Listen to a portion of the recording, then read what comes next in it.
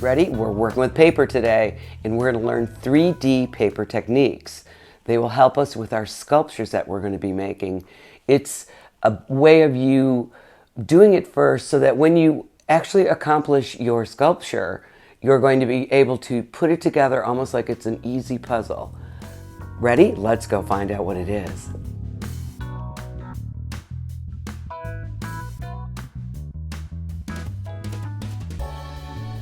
I talked about our geometric abstract sculpture that we're going to be doing thanks to my new discovery of street art and artists.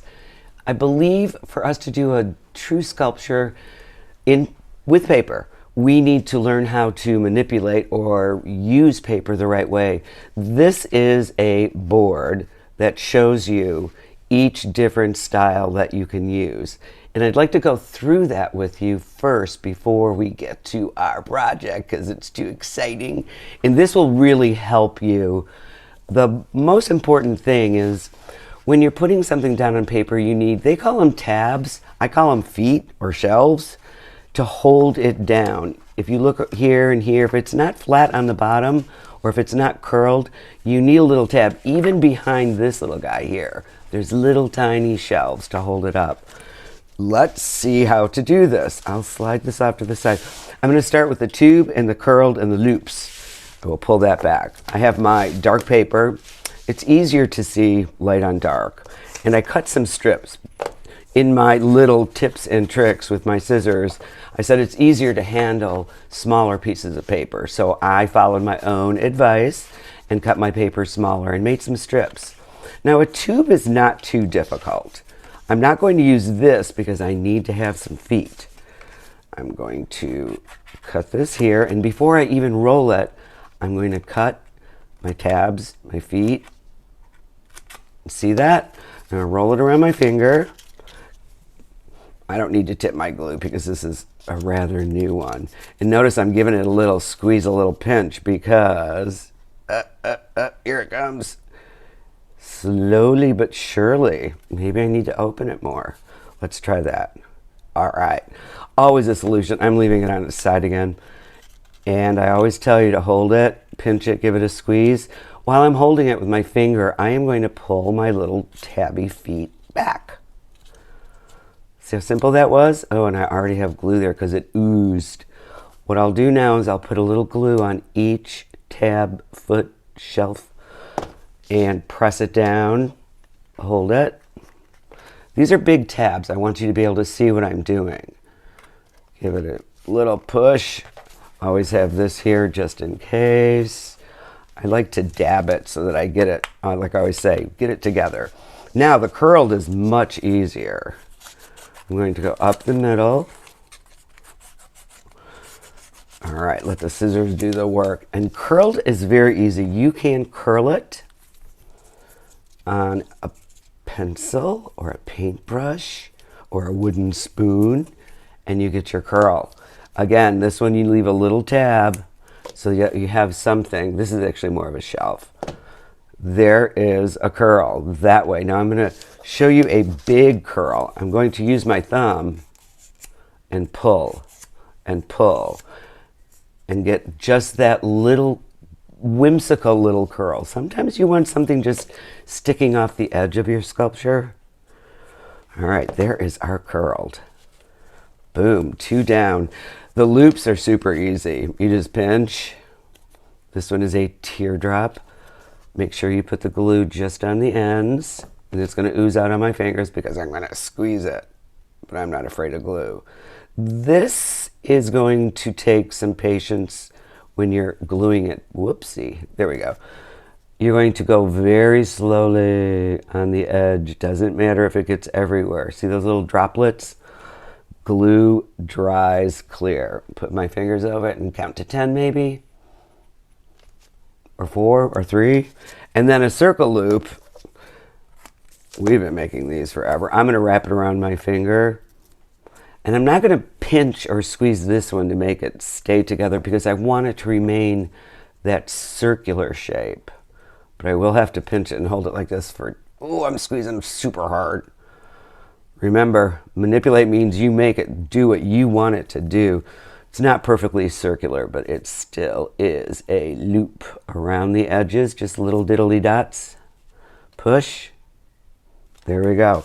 I'm doing this super quickly, and I believe once you get the hang of this, and it's so much fun, it's creating your own board of different ways to use your paper. Zigzag. Zigzag is hard for students. It's so funny. First thing I'm going to do is make my foot so I don't forget. And then I'm going to bend it this way. That's down. Then I'm going to go up and pinch. Down and pinch.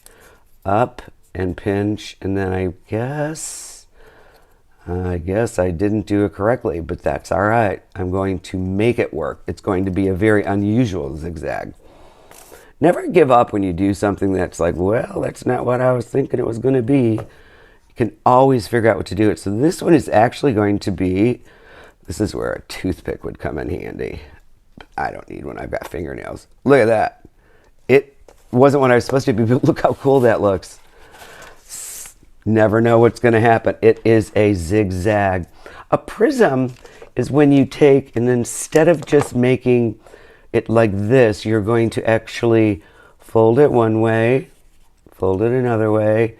Now I'm kind of measuring.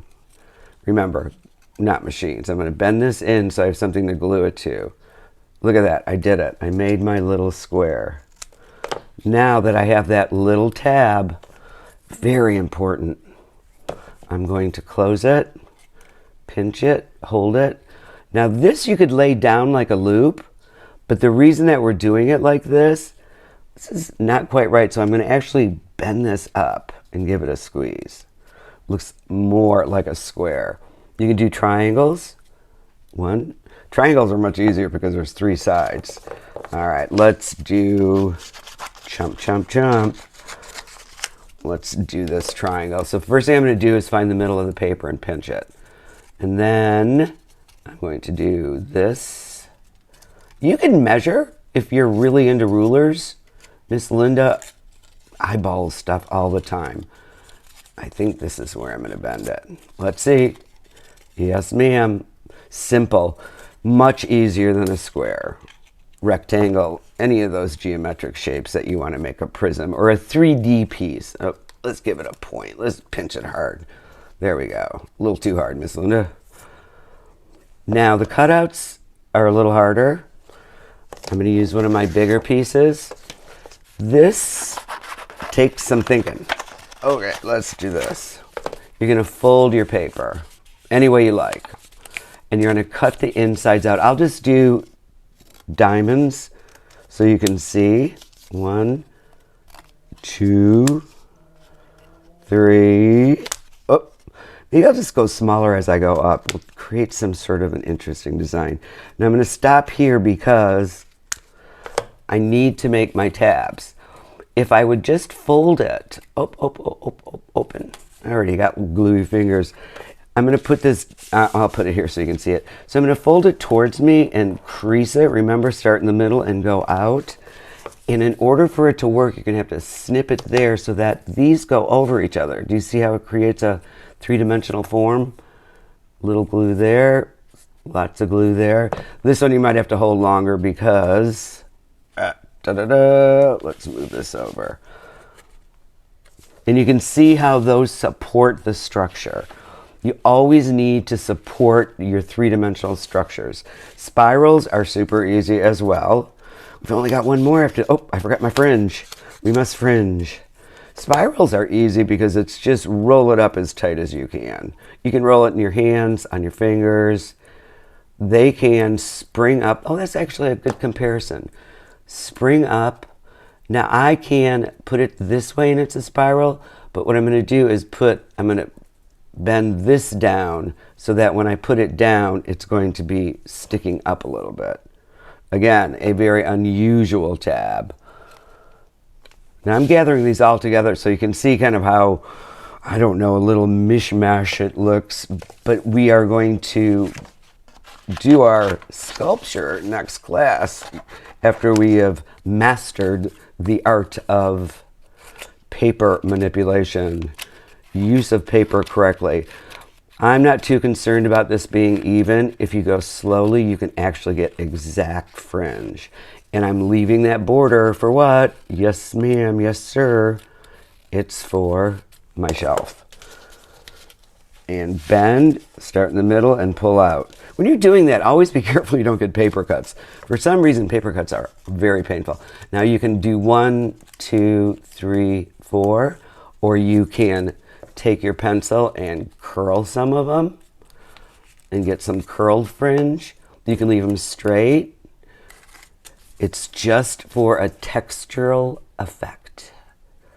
I believe I only have one left, and guess what? This is going to be the most important one for us, because when we are doing our sculpture, we're going to be needing to use slots. It's this little thing right there, that little inset that's cut out, so that when you are adhering or putting together, you can have something to slide onto. Sometimes you need 2 slots, 1 in each. Depends on how deep you want to go. So Miss Linda will create a base. I have one there, and that's not going to be enough to support it. If you look at, this is a double tab support.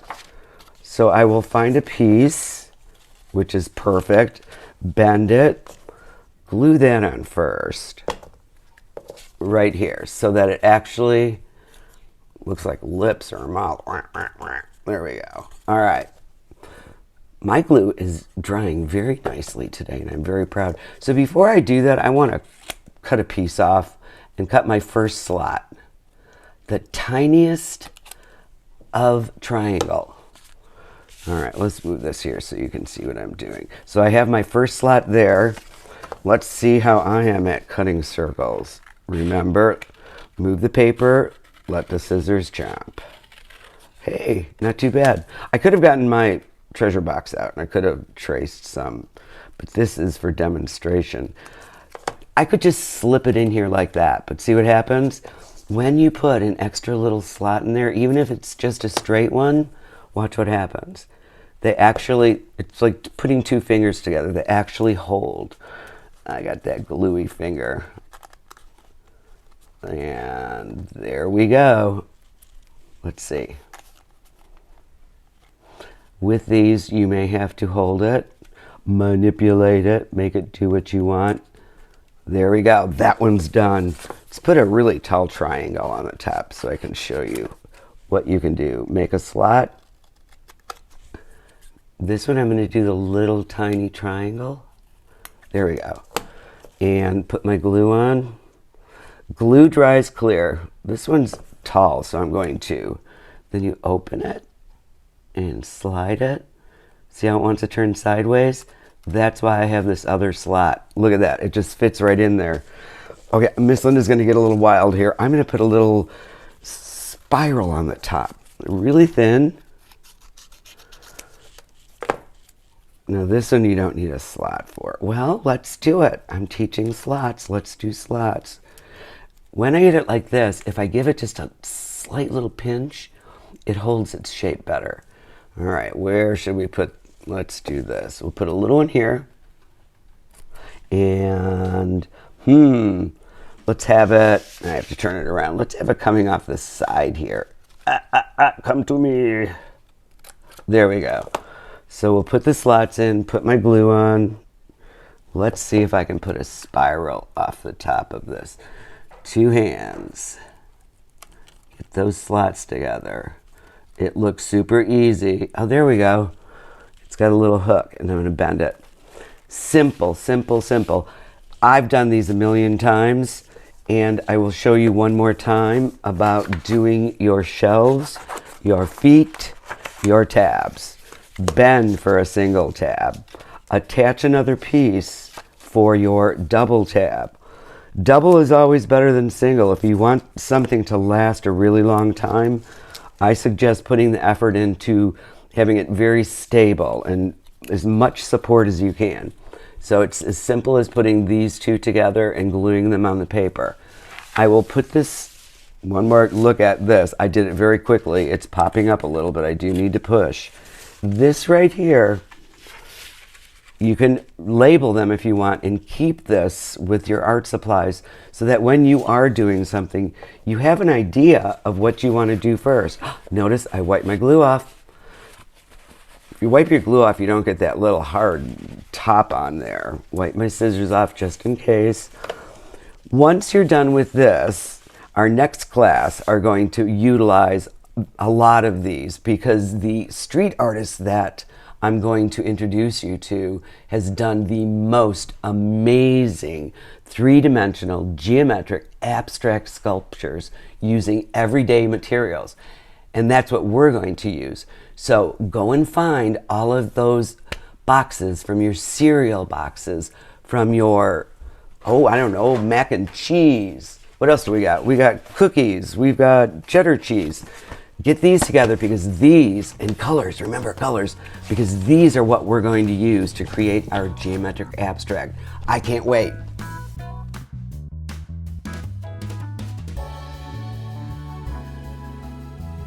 You're going to be so prepared for next lesson with what we did today, and I really hope that you do create yourself a board with all these beautiful ways to make three-dimensional paper sculpture pieces because they're going to be put together next week. We are going to have a blast. Don't forget to collect all of that cardboard and empty boxes that you have stored properly, and I'll see you next lesson.